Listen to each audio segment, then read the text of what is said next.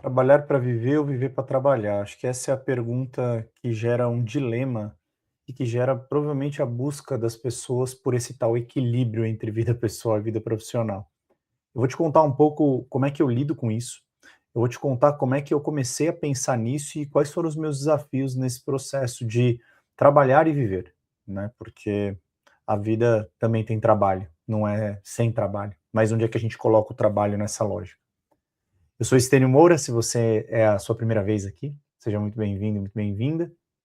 E eu peço já para você deixar o seu like, se inscrever no canal e ativar as notificações, porque aqui eu falo sobre produtividade humanizada, sobre gestão de escolhas no tempo, não só sobre a gestão do tempo, tá bom? Então vamos falar sobre esse assunto que é um assunto importante, especialmente quando a gente fala de um ambiente onde nós vivemos de muita pressão, um ambiente onde nós vivemos de muita correria, um ambiente onde nós desejamos fazer muitas coisas e que o dinheiro é meio para tudo isso.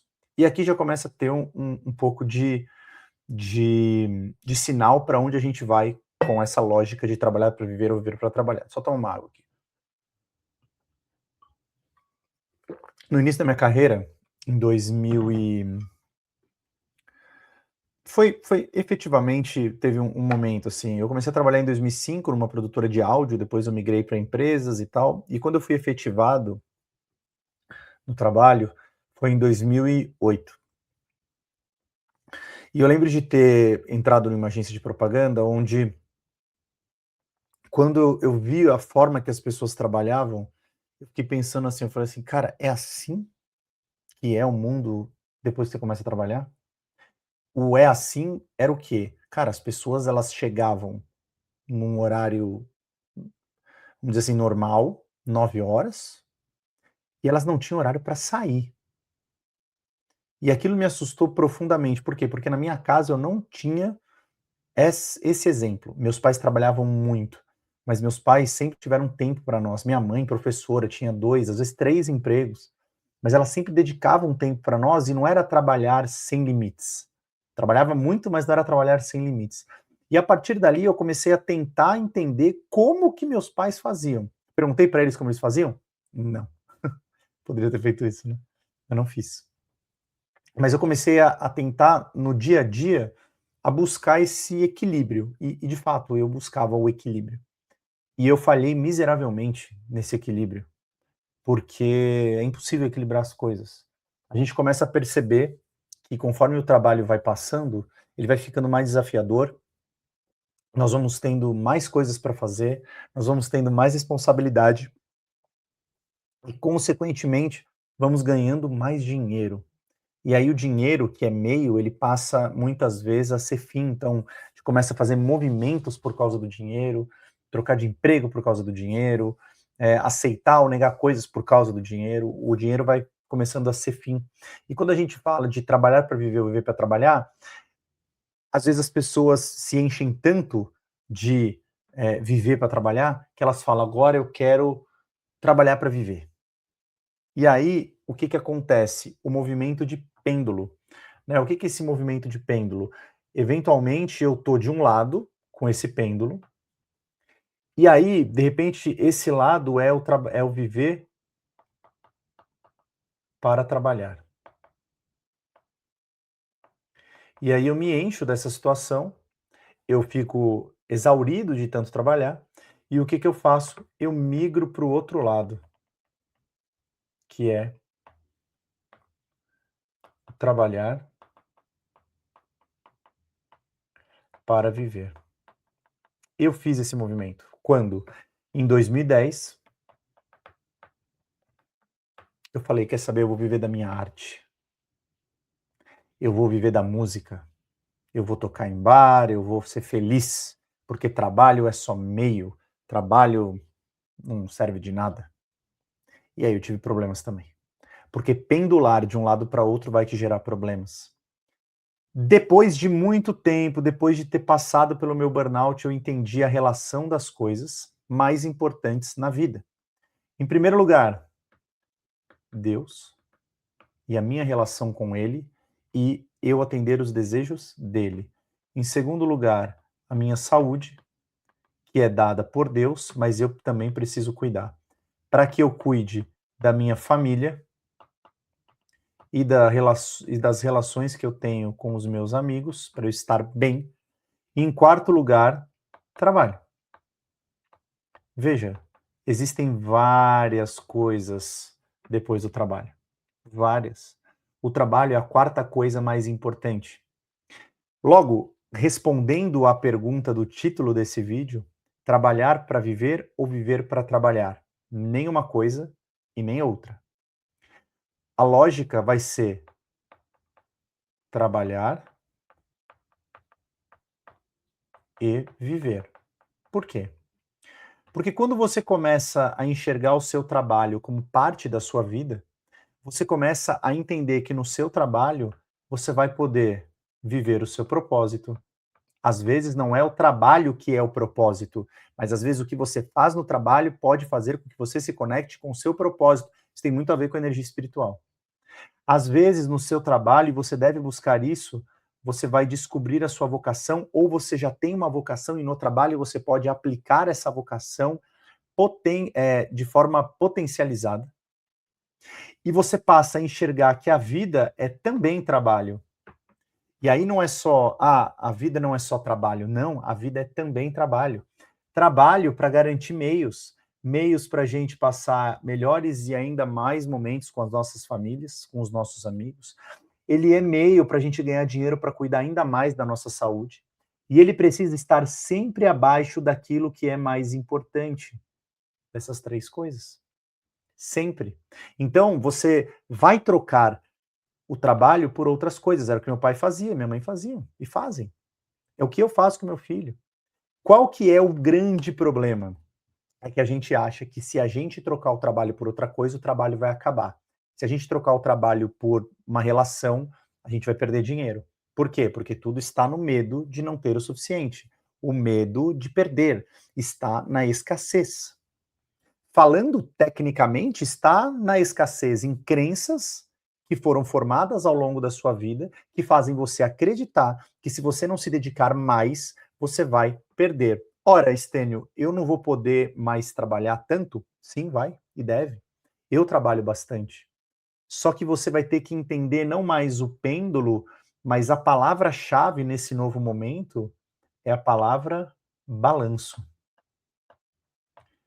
O balanço te faz equilibrar as coisas com intensidades diferentes a depender do momento, a depender da sazonalidade. Por exemplo, o meu negócio hoje, o negócio de treinamento e desenvolvimento, ele exige de mim uma intensidade maior no segundo semestre. Logo, o segundo semestre eu tenho mais intensidade, mais horas trabalhadas, muito mais dedicação do que no primeiro semestre.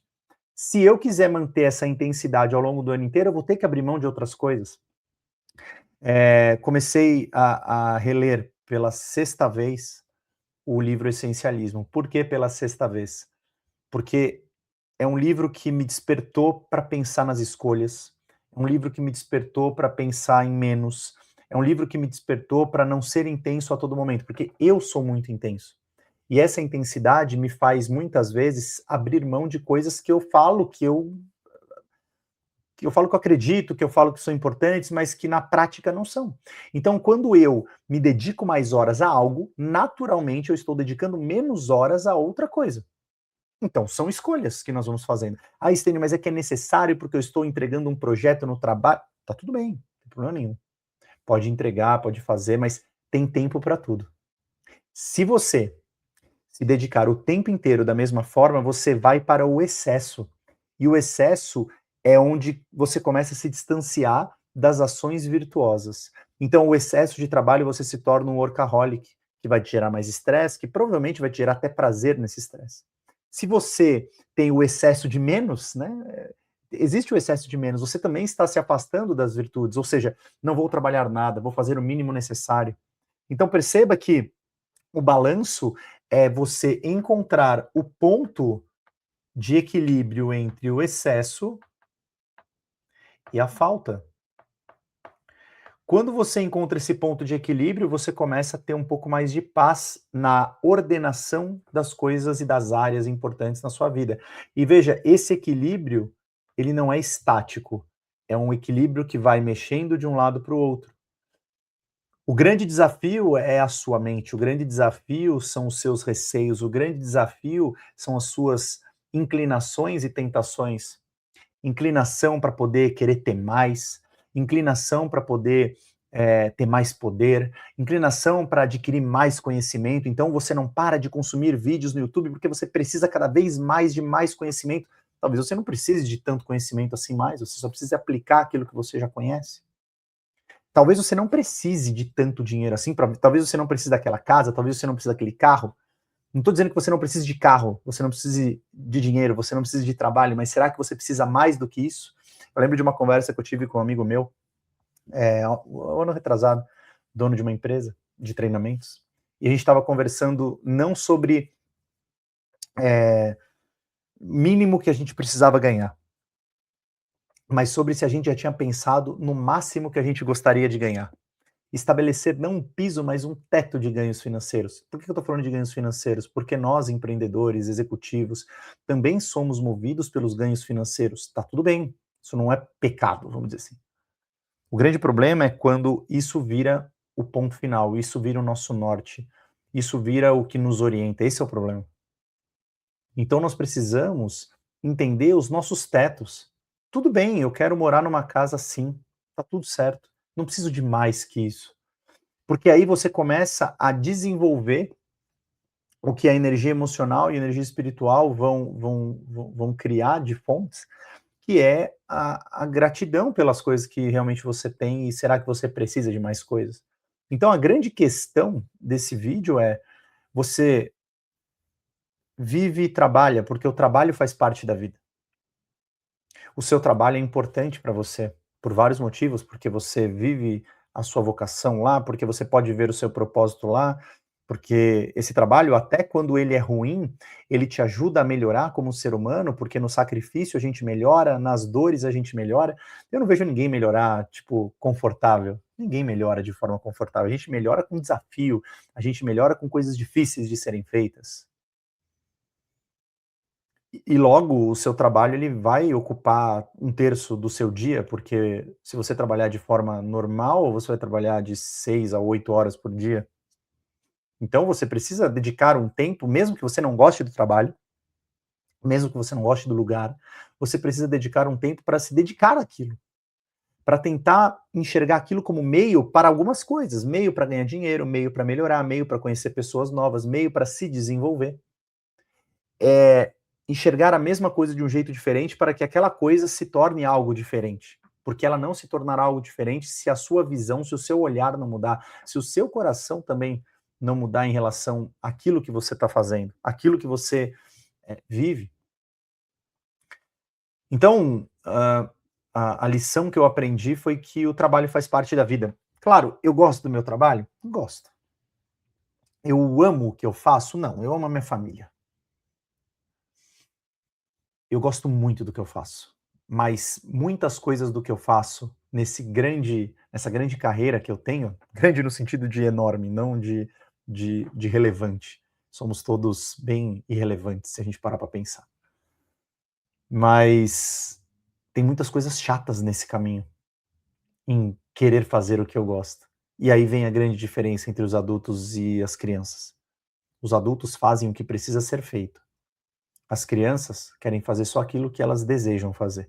Só que você jamais vai se aproximar dos seus objetivos, das suas metas, daquilo que você quer conquistar materialmente até e espiritualmente, se você se concentrar só naquilo que você gosta de fazer. Então, pense nisso. Pense na sua relação com o seu trabalho e pare de separar o trabalho da vida, porque tudo é vida.